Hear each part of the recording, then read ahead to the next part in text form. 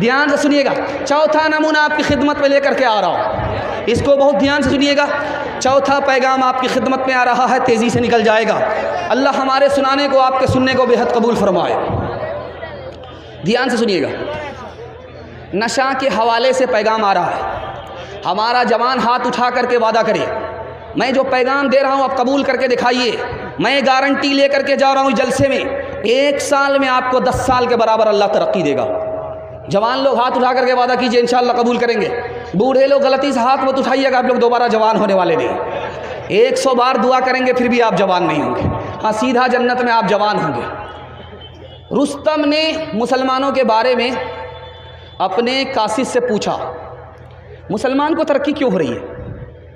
حضرت عمر نے 10 سال کے اندر 22,51,000 مربع میل زمین کو فتح کیا. مسلمان فتح کرتے جا رہے ہیں, ترقی کیوں ہے؟ تو جواب دیا قاصد نے کہ مسلمان دارو نہیں پیتا اس لیے زمین فتح کر رہا ہے, ترقی ہو رہی ہے. مسلمان زنا نہیں کرتا اس لیے ترقی ہو رہی ہے. رات میں وہ تہجد پڑھتا ہے, دن میں گھوڑے کی پیٹھ پر وہ شہ سوار ہے. اس کا زمین پر چلتے ہوئے آسمان سے رشتہ ہے, وہ تم کو شکست دے گا, تم اس کو شکست نہیں دے سکتے. دوسری مثال, اسی ہندوستان کا ایک بادشاہ گزرا ہے, اس کا نام تھا بابر. وہ ابراہیم لودھی کے خاندان سے حکومت چھیننے کے لیے آیا تھا, حملہ کیا, ناکام ہوا. اس نے پوچھا کہ میں ناکام کیوں ہو گیا؟ میرے پاس فوج زیادہ تھی, طاقت زیادہ تھی, میں ناکام کیوں ہوا؟ کہ 2 وجہ سے ناکام ہوئے. تم دارو پیتے ہو, پیکڑ بزدل ہوتا ہے, بہادر نہیں ہوتا ہے. تم بہادر نہیں تھے, دارو پینے کی وجہ سے بزدل ہو گئے, تم نے پیٹھ دکھایا, تم میدان ہار گئے, میدان جیت نہیں پائے. اس نے ارادہ کیا میں آج کے بعد توبہ کرتا ہوں کہ دارو کو منہ سے نہیں لگاؤں گا. اس نے چونٹی کو دیکھا درخت پر چڑھتے ہوئے, 50 مرتبہ چڑھتی ہے گرتی ہے, چڑھتی ہے گرتی ہے, لیکن ہمت نہیں ہارتی ہے. اس کے بعد چڑھ گئی, اس کو حوصلہ ہو گیا. اس نے دارو سے توبہ کیا اور ہمت کے ساتھ حملہ کیا, خاندان میں حکومت لے کر کے آیا.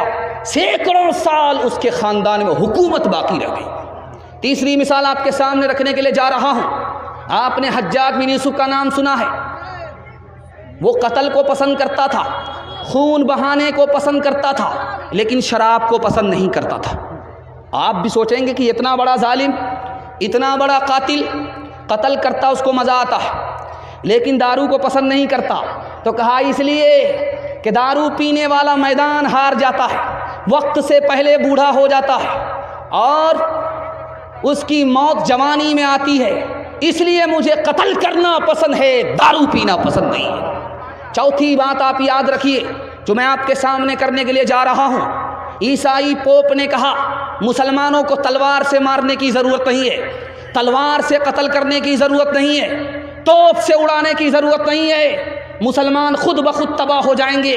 3 کام پر مسلمانوں کو لگا دو, گانے میں مست کر دو, زنا میں ناپاک کر دو, شراب میں ڈبا دو, یہ قوم خود بخود تباہ ہو جائے گی, توپ سے مارنے کی ضرورت نہیں. 5واں نمونہ آپ کی خدمت میں لے کر کے آ رہا ہوں, اس کو بہت دھیان سے سنیے گا. ایک جوان آیا اللہ کے رسول کی مجلس میں, کہا یا رسول اللہ میں کلمہ پڑھنا چاہتا ہوں. کہا مبارک ہو, سبحان اللہ, جوان مبارک ہو, کلمہ پڑھ لو. جوان کہتا یا رسول اللہ میری ایک شرط ہے. کہا کیا شرط ہے؟ کہا میں زنا کرتا ہوں, مجھے زنا کرنے کی عادت ہے, آپ لائسنس دے دو, اجازت دے دو, میں کلمہ پڑھ لوں گا. صحابہ کے کان کھڑے ہو گئے, کیسا بے باک آدمی ہے بھائی, مسلمان بھی ہونا چاہتا ہے, گناہ بھی کرنے کا لائسنس لے رہا ہے. اللہ کے رسول حکیم تھے, حکمت سے بات کیا, او جوان تم کلمہ پڑھ لو, میں تم کو اجازت دیتا ہوں. جوان خوش ہو کر کے کلمہ پڑھتا ہے. اللہ کے رسول اجازت دیتے ہیں کہ جوان تم نے شرط لگائی, میں بھی ایک شرط کے ساتھ تم کو اجازت دیتا ہوں. وہ ایسی عورت سے 4 عورت کو چھوڑ کر کے جس سے چاہو منہ کالا کرو, وہ کسی کی ماں نہ ہو, وہ کسی کی بیٹی نہ ہو, وہ کسی کی بیوی نہ ہو, وہ کسی کی بہن نہ ہو. یا رسول اللہ اجازت دے رہے ہو یا جال میں پھنسا رہے ہو؟ اس کے بعد تو کوئی عورت ہی نہیں بچتی ہے. اللہ کے رسول نے کہا او جوان تیری ماں کے ساتھ کوئی زنا کرے اس کو قتل کر دو گے, تمہاری بیٹی کے ساتھ کوئی زنا کرے اس کو قیمہ بنا دو گے, تمہاری بہن اور بیوی کے ساتھ کوئی منہ کالا کرے اس کو پھانسی پر چڑھا دو گے، لیکن یاد رکھو تم جس کے ساتھ منہ کالا کر رہے ہو وہ بھی کسی کی ماں ہے، وہ بھی کسی کی بیٹی ہے، وہ بھی کسی کی بیوی ہے، وہ بھی کسی کی بہن ہے۔ جوان آیا، یا رسول اللہ میں دارو کو حرام سمجھتا ہوں، حلق کے نیچے اتار نہیں سکتا، لیکن ڈاکٹر نے بتایا ہے کہ تمہاری بیماری کا علاج دارو میں ہے، اجازت ہے کہ نہیں؟ اللہ کے رسول نے فرمایا کہ دارو سے تمہاری بیماری بڑھے گی، تمہاری بیماری ختم نہیں ہو سکتی۔ آخری مثال آپ کے سامنے رکھنے کے لیے جا رہا ہوں۔ ہمارا جوان رات دن سوچتا ہے میرے پاس پیسہ ہوگا ترقی کریں گے، جھوٹ ہے۔ ہمارا جوان سوچتا ہے کہ ہماری تعداد بڑھے گی ہم ترقی کریں گے، یہ جھوٹ ہے۔ کیسے ترقی کرے گا؟ وہی راستے سے ترقی کرے گا جو رسول اللہ نے بتایا۔ اللہ کے رسول نے کہا کہ تمہاری تعداد کل بھی کم تھی، آج بھی کم ہے، قیامت تک کم رہے گی۔ تعداد سے تم ترقی نہیں کر سکتے۔ تم سوچتے ہو کہ دولت زیادہ آئے گی ترقی کرو گے، دولت کل بھی ان کے پاس زیادہ تھی، آج بھی ہے، قیامت تک رہے گی۔ دولت سے ترقی نہیں کر سکتے، جو ان کے پاس ہے جو ان کے پاس ہے اس کو لے کر کے تم ترقی نہیں کر سکتے، جو ان کے پاس نہیں ہے اس کو لے کر کے کھڑے ہو جاؤ تم ترقی کرو گے۔ ان کے پاس دین نہیں ہے، تم اللہ کے رسول کا دین لے کر کے اٹھو، پوری دنیا میں چھا جاؤ گے۔ ایک مثال ہے، پیغام ختم کر رہا ہوں۔ آپ سے وعدہ لینا چاہتا ہوں، انشاءاللہ آج گناہ کریں گے کل توبہ کریں گے، ہاتھ اٹھائیے۔ خیر ماشاءاللہ بہت لوگ چمک گئے، دیکھیے ابھی تک ہاتھ اٹھا رہے ہیں۔ دھیان سے سنیے گا، مرزا غالب شراب کی بوتل لے کر کے فساد کے زمانے میں سڑک پر آ گئے، تو تلوار لے کر کے فسادیوں نے کہا او تو کون ہے؟ کہ میں آدھا ادھر ہوں آدھا ادھر ہوں، 50-50 ہوں۔ کہ تیرا دماغ خراب ہو گیا ہے، مکمل کلیئر بتا تو کون ہے، ہندو ہے یا مسلمان ہے؟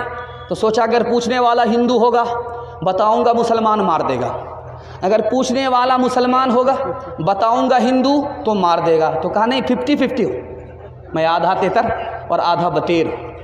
کہ زیادہ منطق سے کام نکالنے کی کوشش مت کرو، تم آدھا ہندو آدھا مسلمان کیسے ہو؟ تو مرزا غالب نے کہا میں سور کھاتا نہیں شراب پیتا ہوں، اس لیے آدھا ہندو آدھا مسلمان۔